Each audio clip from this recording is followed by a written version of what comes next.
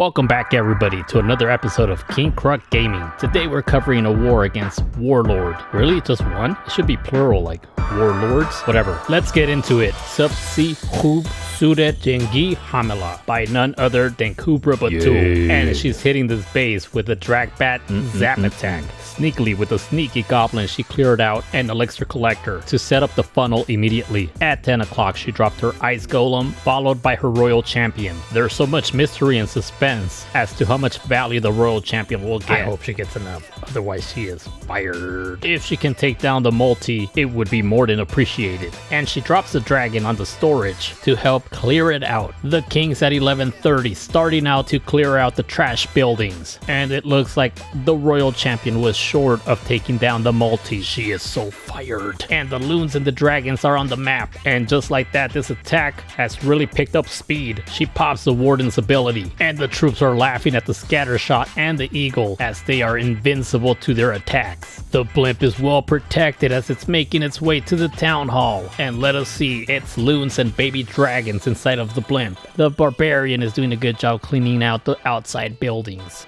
Meanwhile, the queen has fallen way behind, but she's doing a good job taking out the fences and trash buildings over the wall. Here come the bats, and we're crossing our fingers that they don't go into the poison spell. And it looks like they won't. However, there are a few dragons and loons that are, and we have a total of 4 free spells for the bats. Unfortunately, it looks like an air bomb is following the bats, and just like that, our hopes and dreams have been shattered. But could this really be the end of the attack? Asanie. We still have a freeze left. So to recap, Kubra swagged 6 bat spells. With the scatter shot gone, there is nothing that can stop this army. Yeek. Motarsu Kin Hamalatan by Kubra Batul.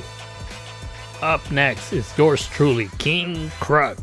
Prince Kruk, coming with a mass drag attack. And guys, don't try this at home, but I did 4 attacks in the last hour. 12 pack, of course. And since I was pressed for time, I brought only 8 spell units out of 11. So I swagged a rage and a freeze before the attack began. The blizzard is successful. Our super wizards will take down the town hall any second now. And we've created the funnel for our dragon's path. Nowhere to run, nowhere to hide. Of course, we have to still clear some of the trash buildings on the outside of the base. And it looks like we pulled the hound, but boy did those super wizards give us a lot of value, and those sneaky goblins will help to take down the gold storages. And now we have the pathing for the dragons. However, we now have a hound to deal with. At 6 o'clock the queen begins to take down trash buildings. We want to ensure that the dragons stay in course within the base. The king is down ready to assist the queen, and we've set all of our dragons with the warden behind. But where are the loons? Are we gonna swag those too? Just kidding, here are the loons. The royal champion is attacking alongside of the dragons, and our main army is now distracted with the hound, which is unfortunate because they're taking a lot of hits from the scatter and the multi. We dropped the invisibility spell to protect some of the troops and the heal spell to get their HP back up. Our troops are moving nicely, but we haven't even cleared half of the base yet, and there's still many crucial defenses up. Thanks to our royals, the dragons have stayed in course within the base. We were able to delay the warden's ability, and the troops are well protected as they wreak havoc in the base. And although we've only cleared just over half of the base, we can see that this base is going to be tripled, with all of the dragons up and most of them having close to full health, and this base is wrecked. Another triple by King Kruk. Prince Kruk.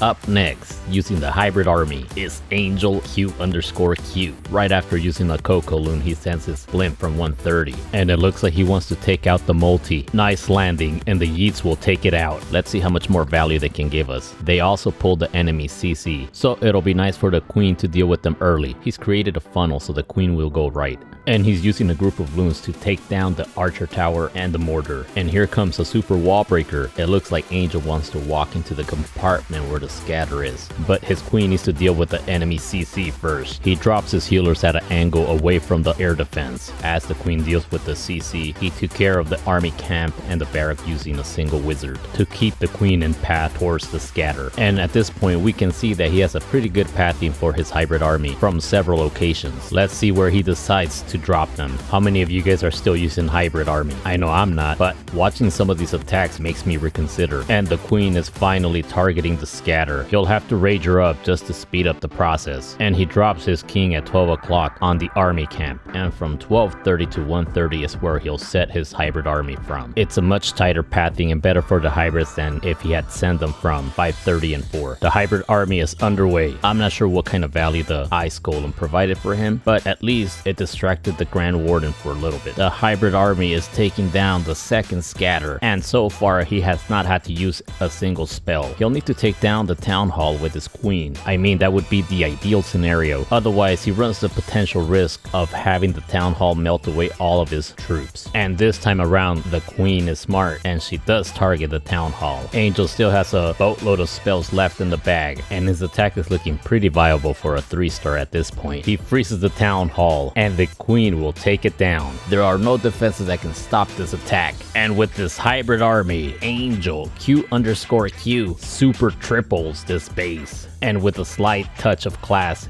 he swags a free spell. Up next is your Maester, who we will refer to as YMG. And he's attacking this base from something out of left field. We have a wizard on the gold mine, and after a few Coco Loons, we dropped our blimp. Hopefully it makes its way to the town hall. It doesn't look like a blizzard, so it's either a soft CC or Yetis. Indeed, it's a Yeats bomb. They've triggered the enemy CC, and they will make their way to meet YMG's queen at 3 o'clock. The Yetis did a good job taking out the town hall and a few trash buildings in that compartment. And as the queen deals with the hound, she moves to the left, which is exactly where we want her to go.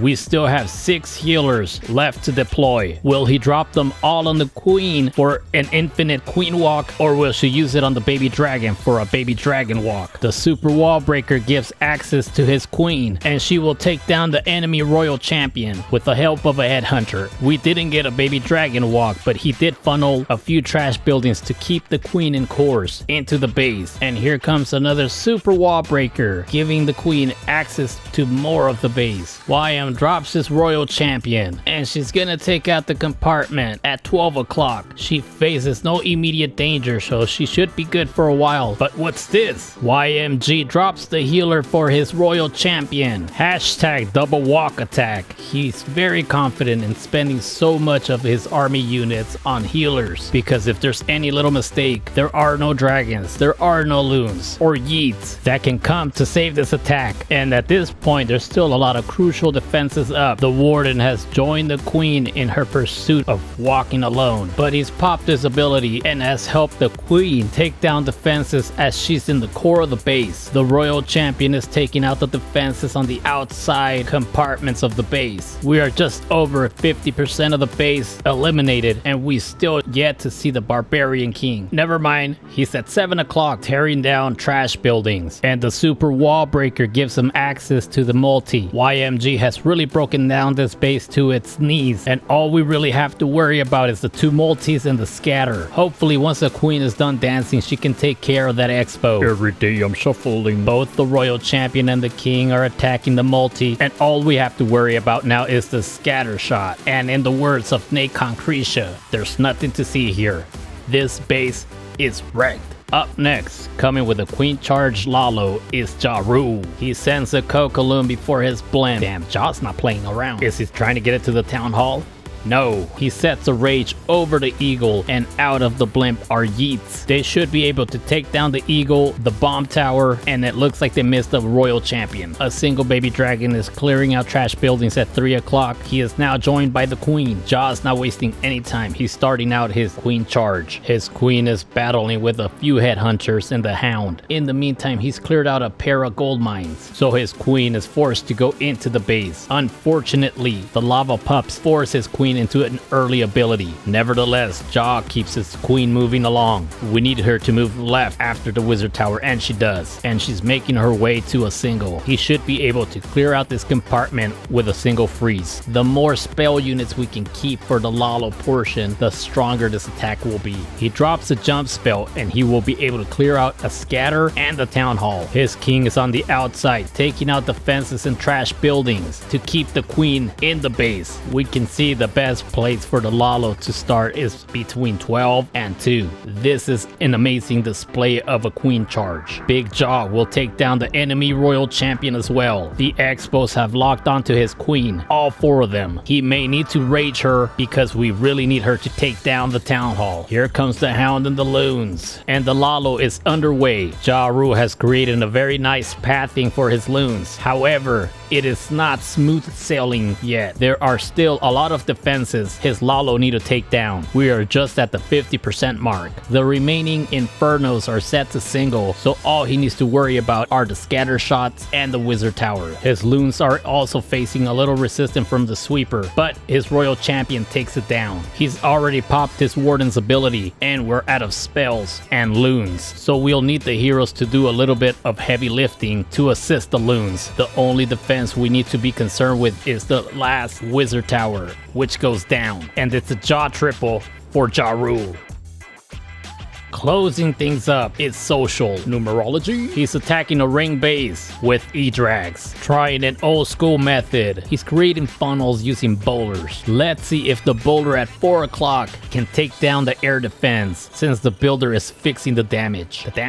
It is unclear where he's planning to drop his E-Drags, and his king is not waiting around anymore. He takes care of the trash buildings at 12 o'clock. The queen is right behind, helping him set the funnel. They'll take down a few defenses and a whole lot of trash buildings, and the boulder was unsuccessful, taking down the air defense at 3 o'clock. The loons, the E-Drags, the blimp, and the Grand Warden are underway. The Warden pops his ability, protecting all of the troops and the blimp as it makes its way to the town hall. He drops a rage on the town hall to make sure it goes down, and the loons and the dragon out of the blimp ensure that it does. He's getting a lot of value from the chain lightning out of the E-Drags. However, they're all clumping up, which is not ideal for an army like this. However, we still have 4 freeze and the rage spell, which he drops now. Also, he's yet to drop his royal champion. While over half of the base is gone, there are a lot of potential calamities that can make his attack fail. The royal champion joins to assist in the fight and instantly gets trapped in the NATO. He should have seen that coming. We still have 3 freeze spells for the remainder of our attack, but we also still have to deal with the Tesla farm, a multi, and the scatter. So we really need to hang on to the royal champion's ability. Our E-Drags are starting to dwindle down, and they remain vulnerable to any lingering seeking air mine. Unfortunately, Social couldn't fight the feeling of popping the royal champion's ability, and just like that, this attack just became a little more uncertain. We really need the E-Drags to come and attack the remaining defenses, as the Warden has gone alone to face them. All we have left to attack with are the Warden, his owl, 2 E-Drags, and the baby dragon. They need to take down the remaining defenses with only 1 freeze spell, and the E-Drags are up to the challenge. They proceed without caution on the remaining defenses. The success rate of this attack has dropped to a level of fraction, and that's all Social needs to get the triple. Awesome clashing, and I will see you freeze in the next one.